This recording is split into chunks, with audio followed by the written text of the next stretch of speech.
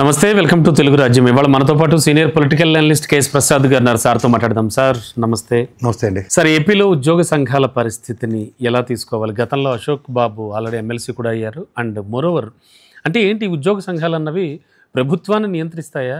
అసలు వాళ్ళు అంటే చేసే జాబ్తో పాటు వాళ్ళు చేస్తున్నది ఏంటి అంటే ఓవరాల్గా చూస్తే కనుక ప్రభుత్వాన్నే నియంత్రించే స్థాయికి వెళుతున్నాయా?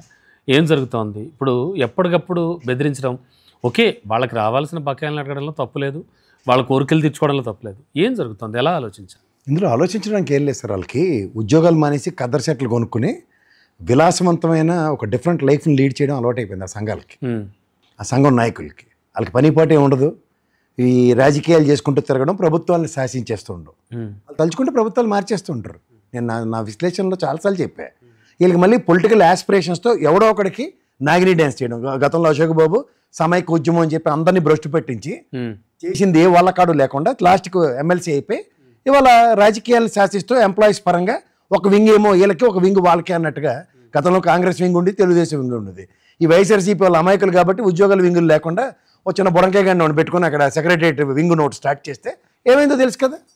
వెంకటరామరెడ్డి ఏమన్నా కుర్రాన్ని తీసుకొచ్చి పెట్టారు. అతిగతి లేని వాళ్ళు ఎటుపక్క ర్యాలీ చేయడో తెలియదు, ఎటుపక్క ఎలా తెలియదు. అధికారం ఉన్నంతసేపు మెటమెట్లాడి లాస్ట్కి ఏమయ్యారో తెలియదు. నిన్న బొప్పరాజు మీటింగ్ చూసారా, ప్రెస్ మీట్ పెట్టాడు. ఎవరైనా కవర్ చేసిన వాళ్ళు ఉన్నారు ఈ తపాలా ఛానల్ కానీ పేపర్లు కానీ, డిఏలు ఎన్ని బకాయిలు ఉన్నాయో చెప్పాడు.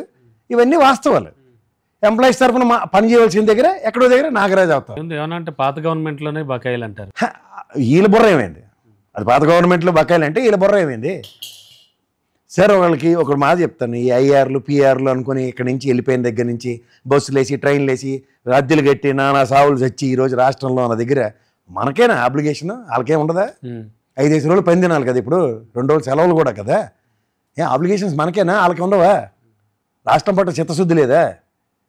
ఏదంటే తుఫాన్ అంటే రోజు జీతం ఇచ్చాం. వీళ్ళు these are all people are been unnecessary tolerated. ఉద్యోగ సంఘాలు అన్నది ఒకటి వీళ్ళు చూసాం కదా. మన జగన్మోహన్ రెడ్డి గవర్నమెంట్లో ఒక్క రోజులో పొద్దున మొదలెటర్ సాయంత్రంకి ఎక్కడ దొంగలు అక్కడ గప్చుప్పులకు కూర్చొని ఉన్నారు ఇంట్లో. ఆ టైప్ ఆఫ్ నియంత్రణ జరిగితేనే ఒళ్ళు దగ్గర పెట్టి ఉంటారు. అంటే గవర్నమెంట్ మార్పులు చాలా కీలకమైపోతుంది. వీళ్ళు అదే పని చేస్తారు. వీళ్ళకి పని పాటే ఉండదు. వీళ్ళకి గవర్నమెంట్లు శాసించడం చాలా కీలకమైపోతున్నారు. అందరితో కీలకమే. వీళ్ళకి ఎప్పుడు వీళ్ళు తలుచుకుంటే మార్చేస్తూ ఉంటుంటారు. అలాంటి వాళ్ళని పట్టుకుని మీరు ప్రభుత్వాలు ఏడుస్తున్నాయంటే వాళ్ళ కర్మనాలి. వీళ్ళ బుద్ధిగాలని ఎంత అధికారంలోకి రాగానే ఫస్ట్ తోలు తీసే కార్యక్రమం ఉండాలి. ఇప్పుడు 2014-19 చంద్రబాబు గారు గెలిచారు. 19-24 ఓడిపోవడానికి వీళ్ళే కారణం కదా. రాగానే మడతెట్టాలి. అలా ఎప్పటికప్పుడు ఉంటే వీళ్ళు మూసుకుని వీళ్ళు పనులు చేస్తారు. పొలిటికల్ పార్టీలు ఎప్పటికప్పుడు వీళ్ళకి జగన్మోహన్ రెడ్డి ఇప్పుడు నెక్స్ట్ గవర్నమెంట్ రాగానే తోలు తీసేయాలి. ఎగ్జాంపుల్ చెప్తున్నా. అలా ఏ ప్రభుత్వం అయినా సరే వచ్చిన తర్వాత వీళ్ళని పట్టించుకోరు. ఎలా ఆదరబా అని గచరితేనే కానీ సెట్ అవ్వరు. వీళ్ళని ఎత్తికెక్కించుకొని ఆ కద్దరు సెట్ బ్యాచ్ వేసుకుని తిరుగుతుంటారు సెక్రటరియట్లో. వీళ్ళని ముందు ఐడెంటిఫై చేసి ఏట్రా మీకు పని అని అడగాలి. మామూలు పట్ల లేరు వీళ్ళు. అంటే అసలు ఎప్పటి నుంచో చూస్తున్నాం మనం. ఉద్యోగ సంఘాల ప్రధాన విధి ఏంటంటే అసలు ఎందుకని పెట్టారు వాళ్ళు అంటే నేను ఎవడే చెప్తా గురుగారు, మీ వెర్షన్. నా వెర్షనే చెప్తా. తెలంగాణ ఉద్యమంలో పెన్ డౌన్ రాష్ట్ర సాధనకి కమిట్మెంట్లు కనబడ్డాయి. ఆ లేరు ఎవరిని చూపించండి ఒక ఆంధ్రాలో. వాళ్ళు ఎంత తెలివైన వాళ్ళు తెలుసా మీకు? ఈయన గవర్నర్ తాళాలు ఎడితే గవర్నర్ తాళాలు ఇవ్వకపోతే అమరావతిని పేరెట్టుకుని పోయారు. అసలు రీజన్ ఏంటనుకుంటారు? అమరావతి తరలింపుకి 10 ఏళ్ళు ఇక్కడ ఉండవలసిన దగ్గర సెక్షన్ 8 ప్రకారం తాళాలు ఎడితే మన బ్లాకులకి గవర్నర్ రాయంలో కూడా వీళ్ళు తిరిగి పెన్ డౌన్ చేయడం రాదు, తిరిగి ధర్నా చేయడం రాదు, సెంట్రల్ గవర్నమెంట్ మీద ప్రెజర్ చేయడం రాదు. చంద్రబాబు గారు అమరావతి తీసుకెళ్ళిపోతే బస్సులు ఆడుకోవడమే కదా. వాళ్ళకి పని చేయాలో వాళ్ళకాడ ఆడ పోయి అద్దెలు సెటిల్ అవ్వలేదు, సెక్రటరియట్ ఇంకా ఏర్పాటు అవ్వలేదు. ఈ కారణాలతోనే ఆడుకున్నారు మొత్తం. వర్క్స్ ఏం చేయట్లేదు వాళ్ళు. ఏం చేస్తారు? ఆ రెవెన్యూ డిపార్ట్మెంట్ అంతా కరప్షనే, మొహమాటం లేదు. ఈ సచివాలయ వ్యవస్థ ఇవన్నీ వచ్చి ఎక్కడికక్కడ తోకలు కత్తిరించబడ్డాయి కాబట్టి ప్రభుత్వంలో అలాగే ఉంటుంది. ఈ ప్రభుత్వ మార్పుకి వన్ ఆఫ్ ద రీజన్ అదే. ఒక ట్రాన్స్పరెంట్ గవర్నమెంట్ లాస్ట్ గవర్నమెంట్ చూపించింది. ఇప్పుడు చూసారు కదా ఎందుకు ఎంత బలపడిపోయారు. 4 లక్షల నుంచి బేరం మొదటి 90,000 సెటిల్ అయ్యారు వాళ్ళు. గతంలో మూసుకుని ఇంటికి తీసుకెళ్ళి ఇచ్చేవారు. ప్రజలు గ్రహించండి ఇది. వీళ్ళు ఎప్పుడైతే సరే ఒక ప్రభుత్వం చిత్తశుద్ధితో, చంద్రబాబు నాయుడు గారికి కూడా ఇదే పేరు ఉండేది కదా, తొక్క తీస్తాడు తోలు తీస్తాడు సచివాలయం టైమింగ్కి వెళ్తారని. అవును. అంటే ప్రభుత్వాల పరంగా ప్రజాస్వామ్య ప్రభుత్వాలు ఒళ్ళు దగ్గర పెట్టే ఉన్నాయి. అంటే ఇప్పుడు ఈ 11 నెలల నుంచి దగ్గర పెట్టి లేని వాళ్ళు వీళ్ళే. అది గ్రహించమనండి ప్రజల్ని. ఈ 11 నెలల నుంచి కూడా ఏమీ మార్పు రాలేదు. వాళ్ళకి ఎప్పుడండి? వాళ్ళకి కుక్కతోక వంకర టైప్. వాళ్ళ జీవితంలో మారరాళ్ళు. వాళ్ళకి ఏంటంటే ప్రతి ప్రభుత్వం వాళ్ళకే డ్యూటీలు ఉంటాయి. అది పనికిమాల బ్యాచ్కే. అంటే ఈ బ్లాక్ మెయిలింగ్ సిచ్యువేషన్ ఎందుకు వస్తుంది అసలు వీళ్ళకి? అంటే వీళ్ళకి పవర్ కావాల్సినవి ఇచ్చి పడేస్తే అయిపోతుంది కదా. ఎంతకని ఇచ్చుకుని వెళ్తారు, ఎంతకని ఇచ్చుకుని వెళ్తున్నారు? మీరు నేను చదువుకుంటున్నప్పుడు స్కూల్ మాస్టర్ గారి జీతం ఎంత ఉండేది సార్? ఇవాళ ఎంత ఉన్నాయి అలవే? నేను అంటుంది సమస్యలు ఉన్నాయి. ఈ టీఏడీలు డిఏలు ఏవైతే ఉంటాయో ఈ కాలమాన చక్రాల ప్రకారం వాళ్ళకి పెరగాలి అవన్నీ నేను కాదు. నేను మా నాన్న మీ నాన్న కూడా సెంట్రల్ స్టేట్ గవర్నమెంట్ ఎంప్లాయీస్ బయటకు వచ్చాం, మనకి ఆ కష్టం తెలుసు.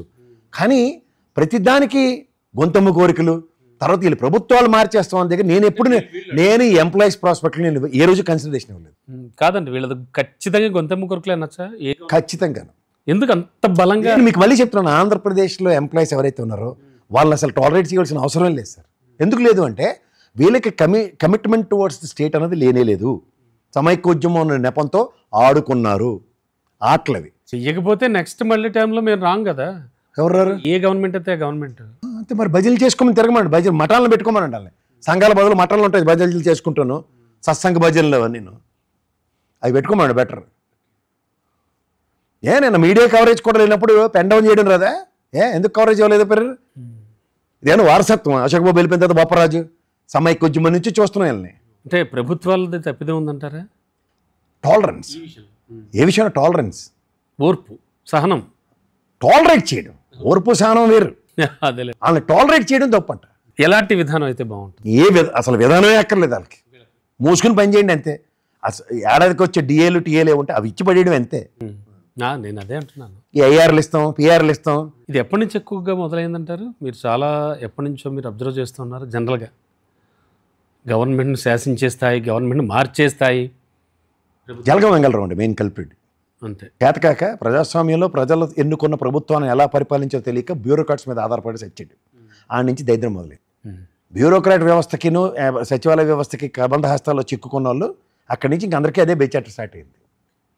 అప్పటిదాకా వాళ్ళు అటుపక్క ఉండేవారు, ఇటుపక్క వీళ్ళు పని ఉండేది. ప్రజాస్వామ్య ప్రభుత్వాలు అంటే ప్రజలకి ఏం చేయాలన్న దాని మీద వీళ్ళకి ఎక్కువ దూరదృష్టి ఉండేది. గమనించుకోండి. ఈ ప్రాబ్లం అక్కడి నుంచి అట్రిబ్యూట్ అయ్యి అలా సెలవులు పలవలు కాలువలు అయిపోయి అది సముద్రం బంగాళాఖాతంలో కలిపిడానికి రెడీ అయిపోయి అంత సామర్థ్యం పెంచేశారు వాళ్ళు. కంపారిటివ్లీ తెలంగాణ ఉద్యోగ సంఘాలు, ఏపీ ఉద్యోగ సంఘాలు ఏం చెప్తారు రైట్ నౌ ఉన్న సిచ్యువేషన్? నాకున్నది తెలంగాణ రాష్ట్ర విభజన 2014లో ద కమిట్మెంట్స్, మా దుర్గాప్రసాద్ అన్న కానీ ఇలాంటి వాళ్ళందరినీ చూసిన తర్వాత వాళ్ళ ఆస్పిరేషన్స్ క్లియర్గా తెలిసిపోయిన తర్వాత అంటే తెలంగాణలో కూడా ఆధ్వర్యంలో అయితే రాజకీయ నేపథ్యమే కొట్టొచ్చినట్టు కనబడుతుంటే ఉనికిని చాటుకునే దగ్గర ఉనికి కోసం అర్రులు చేసిన ఉద్యమాల కింద వాటిని అభివర్ణించి ఇప్పుడు ఉద్యోగ సంఘాల నాయకుడు అయితే అయి ఉండొచ్చు, ఎమ్మెల్సీ పదవి ఇవ్వడం అనేది ఎంతవరకు అది వేరే సంగతి సార్. అది పార్టీల కన్సిడరేషన్, నేను మీరు కాదు అది. బట్ ద అట్రిబ్యూషన్స్ వాళ్ళ ఆయన ఏం చెప్తాం? ఉద్యోగ సంఘాల నాయకుడనే కదా చెప్తాం. అది ఏదైనా మీరు చెప్పండి, ఎమ్మెల్సీ అని నేను చెప్తాను. మీరు ఒకటి గుర్తుంచుకొని వీళ్ళకి మోటార్స్ ఏంటి అవే తెలిసిపోతున్నాయి కదా మీకు. సో మీరు 2014 సమైక్య ఉద్యమం వీళ్ళు చూడండి సార్. గవర్నర్ తాళాలు ఎట్టిన తర్వాత అమరావతి తరలి వెళ్ళిపోతున్నప్పుడు ఈ లేశాలు చూడండి. ఎక్కడికి ర్యాలీ అయ్యారు ప్రభుత్వానికి? ముఖ్యమంత్రితో ఎలా అవ్వాల్సిన బాధ్యత ఉందా లేదా? ఎందుకు? ఖచ్చితంగా ఉంది. ఫుడ్ ఆన్ చేస్తే ఏది తాళాలు ఎట్టారట, తీసుకెళ్ళిపోతారట. ఇటు చూడండి, చిన్నప్పుడు ఇంట్లో ఏడుస్తున్నాడు పిల్లల్ని బయట శంకనెత్తుకుని తీసుకెళ్ళిపోయినట్టు వెళ్ళిపోయారు వాళ్ళు. ఇదేనా మన పట్ల కన్సిడరేషన్స్? ఆంధ్రప్రదేశ్ ప్రజల పట్ల 10 సంవత్సరాలు ఉమ్మడి రాజధాని అని చెప్పిన తర్వాత వీళ్ళ సచివాలయం బ్లాక్లోకి వెళ్ళి తాళాలు ఎడితే వీళ్ళని వీళ్ళే కాపాడుకోవాలని వీళ్ళు ఉద్యమాలు, వీళ్ళ స్వార్థ ప్రయోజనాల పరిరక్షణ వీళ్ళకి. అటు ఉద్యోగం మాకు చేస్తుండే లేకపోతే మొత్తం రాష్ట్రానికి చేస్తుండే చెప్పండి. అసలు దీనికి ఒక కామా కానీ ఫుల్ స్టాప్ కానీ నేను చెప్తున్నాను కదా, ignorance and tolerance by the respect to governments. అవి చేస్తే కానీ కంట్రోల్లోకి వచ్చేస్తారు. టాలరేట్ చేయకపోవడమే ఫస్ట్ చేయాల్సిన పని. వాళ్ళ సామర్థ్యం మన ఉద్యమం చూసాం కదా, రాష్ట్రం అంతా తరలొచ్చి విజయవాడ చొక్కలు చూపించేస్తుంటే ఒక్కరోజు ప్రభుత్వం తలుచుకుంటే ఇది వాళ్ళ ఒరిజినల్ కెపాసిటీ ప్రభుత్వాలు. Yes sir, yes sir. అది వాళ్ళ చేతకంతాను. మా ప్రభుత్వం మారుతారు అంతే కదా. లీడర్స్లో కూడా తప్పు ఉంది ఖచ్చితంగా. లీడర్సే టాలరెన్స్ అని చెప్తున్నా. లీడర్స్ని ఎదగనిస్తారు కళ్ళ మంది. ఈ ఉద్యోగం మానేసి ఇడికి సంఘం ఏంటి, ఇటు ఏం పని చేస్తారని అడిగినోడు లేడు. వాళ్ళు ఉద్యోగాలకి వెళ్ళరండి, వాళ్ళ విధులు వాళ్ళు నిర్వర్తించరు. వాళ్ళు ఉద్యోగ సంఘాలు సమస్య 24 గంటలు సమస్యలు టైటిల్కి. ప్రజలు మోసపోయాం. ఈ ఉద్యోగ సంఘాలు వీళ్ళు చేసిన సమైక్య ఉద్యమంతో ప్రజల్ని మోసం చేయడానికి వీళ్ళు మ్యాచ్ ఫిక్సింగ్ టీమ్ ఇది. Right sir, thank you. Hello, Telugu రాజ్యం ఛానల్ చూస్తున్నారా? సామాజిక రాజకీయ జీవన చిత్రణే తెలుగు రాజ్యం. అతిశయోక్తులు అసత్యాలు ఉండవు. రాజకీయ కోణం కాదు, ప్రజా కోణమే కొలబద్ద. తెలుగు రాజ్యం వీక్షణ మీ ఉత్తమ అభిరుచికి నిదర్శనం.